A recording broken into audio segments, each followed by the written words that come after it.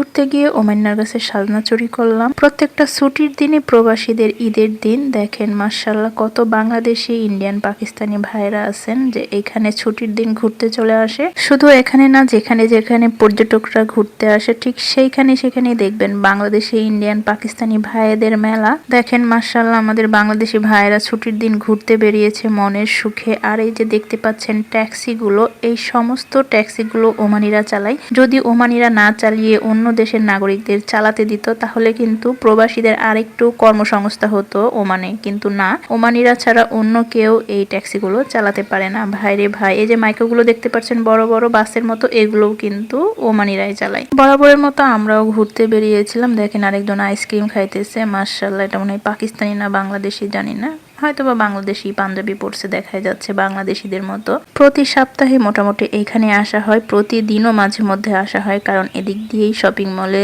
কেনাকাটা করার জন্য যাওয়া হয়। আসার সময় দেখে আসছে একটা ওমান্নার গাছে এত পরিমাণে সাজনে ধরে আছে, বাদরের লাঠির মতো ঝুলে আছে, কিন্তু ওমানিরা সাজনা খায় না। এখানে শুধু পুরুষ মানুষ ঘুরতে আসে না, আমাদের প্রবাসী ভাইদের ফ্যামিলি সহ বাচ্চা কাচ্চা, বউ যা আছে সবাইকে নিয়েই কিন্তু ঘুরতে চলে আসে, কারণ এটা দেখার মতো জায়গা, খুব সুন্দর লাগে দেখতে। দেখেন একটা ওমানি কত বড়, লম্বা, মোটা তাজা, বাপরে বাপ, এদের ওয়াইফ গুলো কত বড় মোটা তাজা। অবশ্য এদের ওয়াইফ গুলো এদের মতো কিন্তু লম্বা, উঁচা চড়া, স্বাস্থ্যবান। এদেরকে দেখতে হলে আপনার উপরের দিকে তাকিয়ে দেখতে হবে আমাদের বাংলাদেশিদের, কারণ আমরা বাংলাদেশিরা হচ্ছে খাটো হয়ে থাকি আর এরা প্রচুর পরিমাণে লম্বা হয়ে থাকে। এমন না যে সব ওমানিরাই এমন, ওমানিদের মধ্যে কিছু কিছু জাত আছে যারা দেখতে এত পরিমাণে লম্বা আর মোটা, এদেরকে দেখলেই ভয় লাগে। এদের ওয়াইফ গুলো, এদের ফ্যামিলি মেম্বার, বউ বাচ্চা, মা সবাই কিন্তু এরকম নাদুস নুদুস লম্বা।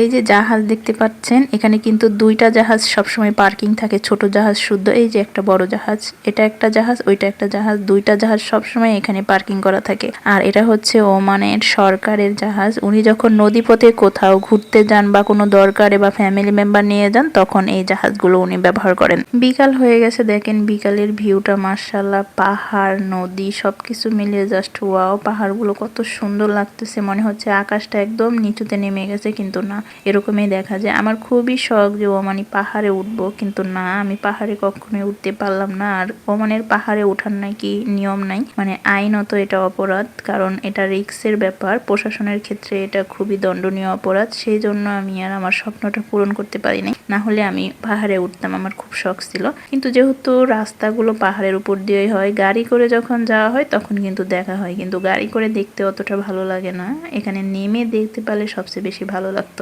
আজকে রুম থেকে বের হওয়ার সময় ফাস্টফুডের খাবার বানিয়ে নিয়ে আসছিলাম, যেহেতু এখানে খাবার কিনে খায় না, অনেক দাম, তাই রুম থেকে স্বাস্থ্যসম্মত খাবারগুলো নিয়ে আসি। আজকে নিয়ে আসছিলাম সমোসা, পেঁয়াজ, চিকেন কাবাব, বিফ কাবাব, দই, লেটুস, টমেটো, শসা দিয়ে ছালা, সুজির বিস্কিটও নিয়ে আসছিলাম। যখন খাইতে বসে তখন চাইছিলাম ভিডিও করতে, কিন্তু পারি নাই, এত পরিমাণ লোকজন। যাই হোক, এই দেখেন ওমান্নার গাছে সাজনা নিয়ে রুমে চলে আসছি, আর এখন সাজনা দিয়ে ডাল দিয়ে রান্না করতেছি। এখন আর অন্য কিছু রান্না করবো না, যেহেতু বাইরের থেকে নিজেদের খাবারগুলো খেয়ে আসছে, এমনিতেই পেট ভরা। রাতের বেলা একটু ভাত না খেলে ভালো লাগবে না, যেহেতু অনেক ফাস্টফুডের খাবার খেয়েছি, ভাতের নেশা হয়েছে, যার জন্য আমি সাজনা দিয়ে ডাল দিয়ে রান্না করতেছি, এতেই হয়ে যাবে। শুধু সাজনা ডাল আর ভাত রান্না করব।